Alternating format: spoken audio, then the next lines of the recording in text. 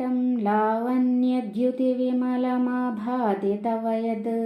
द्वितीयं तन्मन्ये मकुटघटितं चन्द्रशकलं विपर्यासन्न्यासादुभयमपि सम्भूय च मिथः सुधालेपस्योतिः परिणमतिराकाहिमकरः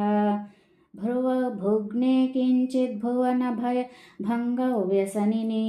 त्वदीये नेत्राभ्यां मधुकररुचिभ्यां धुतगुणं धनुर्मन्ये सव्येतरकरगृहीतं रतिपतेः प्रकोष्ठे मुष्टौ च स्थगयति निगूढान्तरमुमे अहस्सूते सव्यं तव नयनमर्कात्मकतया त्रिया मां वामन्ते सृजति रजनीनायकतया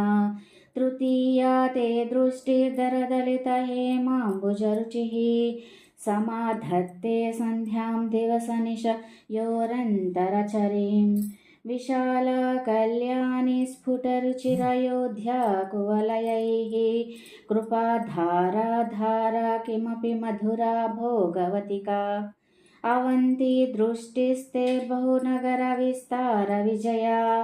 ध्रुवं तत्तन्नामव्यवहरणयोग्या विजयते कवीनां सन्दर्भस्तबकमकरन्दैकरसिकं कटाक्षौ व्याक्षेपप्रभर कलभौ कर्णयुगलम् आमुञ्चन्तौ दृष्ट्वा तव नवरसास्वादतरलौ असूया संसर्गादलिकनयनं किञ्चिदरुणम्।